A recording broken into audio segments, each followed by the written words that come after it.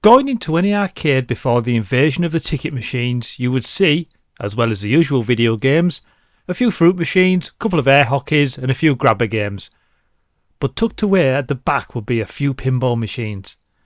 These games with the bright flashing lights and distinctive metallic clangs would entice you to stick a few quid in and see those high scores rattle up. Today's review sees if you can recreate that feeling on the home machines when we look at Pinball Dreams on the Amiga. Pinball Dreams was developed by Digital Illusions and released on the Amiga in 1992. Digital Illusions went on to produce games such as Battlefield and the Star Wars Battlefront series, but developing games on the Amiga is where it all started.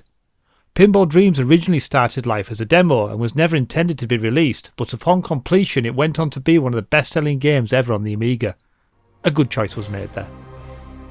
Coming in on release at $25.99 with the usual early 90s soundtrack, upon loading you were given the choice of 4 tables: Ignition, Steel Wheel, Beatbox and Nightmare.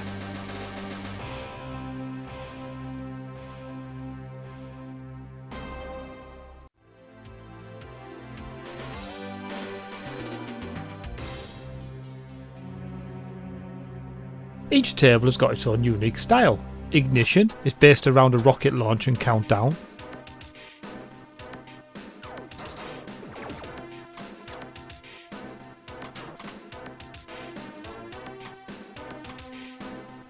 Steel Wheel is set in the Old West.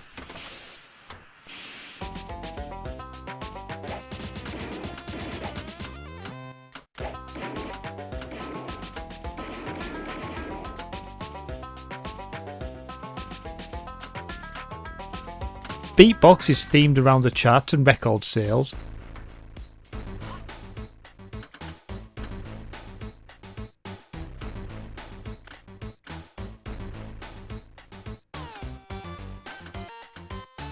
And Nightmare is a horror story table. Once you choose a table of your choice, you can play with up to 8 players. Looking at the tables in more detail, you can see that they all have their own style and music playing in the background. Each has its own elements that you can complete to make that score roll up into the millions, either by completing a short phrase or shooting your ball over the flyovers. All the tables only have 2 flippers at the bottom of the screen, but this does change later on in the franchise's life. The ball physics are spot on. You definitely cannot blame that when the steel sphere falls out of the play for the team's time. It really sounds and plays like a real pinball machine.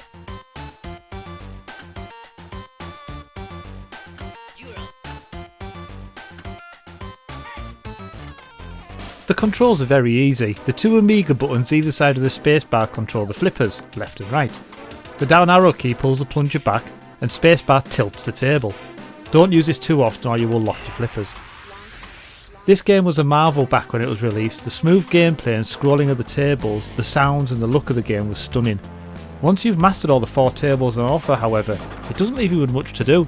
Maybe adding a table designer or a couple of add-on discs with more tables would have been a good addition.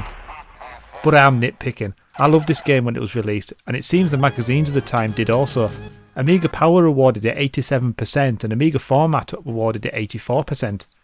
The game was ported onto the Atari, the Game Boy, the Super Nintendo, the Sega Game Gear, among loads others, but the Amiga version is the best. There were 2 sequels, Pinball Fantasies and Pinball Illusions, which developed the gameplay and tables further. Even if you are a deaf, dumb and blind kid, to coin a popular song, you too can play mean pinball with this game. Well, that's all for now. Thanks for watching. Don't forget to like and subscribe, and I will see you next time on Noob Game Reviews.